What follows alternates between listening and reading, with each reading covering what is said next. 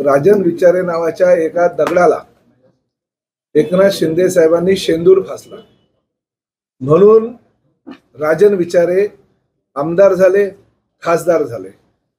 जर राजन विचारेंची हिम्मत असेल तर राजन विचारेंनी महापालिकेची निवडणूक लढावी आणि त्यांनी जिंकून दाखवावी, तर मी असं समजेल की ते सर्वसामान्य कार्यकर्त्यातून निर्माण झालेला एक कार्यकर्ता आहे। परंतु उगाच एकनाथ शिंदे साहेबांवर आरोप करायचे आणि त्या आरोपांमुळे कोणी पाय धुवून प्यायचे, कोणी पाय धुवून पाणी पिण्याची वगैरे भाषा करत असेल तर ते चुकीचं आहे। संजय राऊत साहेबांनी निदान प्रताप सरनाईक कोण आहे हे तरी ओळखलं बऱ्याच वर्षानंतर। अहो, त्या शिवसेना प्रमुख बाळासाहेब ठाकरे यांनी जर संजय राऊतांना शेंदूर फासला नसता तर संजय राऊत खासदार झाले असते का? होय, मी अभिमानानं सांगतो।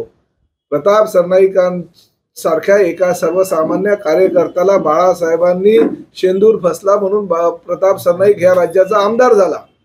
आज या राज्याचा मंत्री होत असताना एकनाथ शिंदे साहेबांनी त्याला मंत्री केलं। एकनाथ शिंदे साहेबांनी स्वतःच्या पोराला किंवा स्वतःच्या नातेवाईकांना मंत्री केलं नाही। मागच्या सरकारच्या काळामध्ये मी कोणाचं नाव घेणार नाही, पण उद्धव साहेबांनी स्वतःच्या पोराला मंत्री केलं, पण जो सिनियर आमदार म्हणून निवडून गेल्या 3 टर्म आला होता त्या प्रताप सरनाईकला मात्र मंत्री केलं नाही। याचा अर्थ एकनाथ शिंदे साहेबांकडे काहीतरी कर्तृत्व असेल।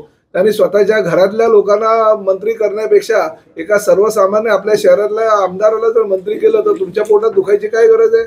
आणि आहे तुमचं कर्तृत्व, महापालिकेची निवडणूक लढून दाखवा। तो तुम्ही म्हणतात ना लोकसभा आणि विधानसभा आम्ही आमच्या कर्तृत्वावर जिंकलो, करा ना, समोर या महापालिकेच्या निवडणुकीला आणि लढून दाखवा आणि जिंकून दाखवा, तर आम्ही समजू की नाही खऱ्या अर्थाने तुम्ही कार्यकर्ता आहात। सर, आनंद दिघेबाबत पण त्यांनी वक्तव्य केलं होतं, त्याच्याबद्दलच मी सांगतो। धर्मवीर आनंद दिघे साहेबांबद्दल असं वक्तव्य करायची गरज काय तुम्हाला?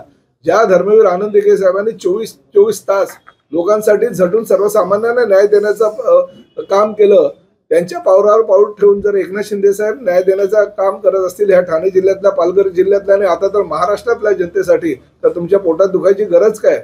ते तसंच काम करत राहतील। तुम्हाला काही वल्गना करायच्या ते करा। एकनाथ शिंदे साहेब नावाचं जे वादळ आहे ते महाराष्ट्रात आता कमी करण्याची हिंमत कुणाही मध्ये नाहीये।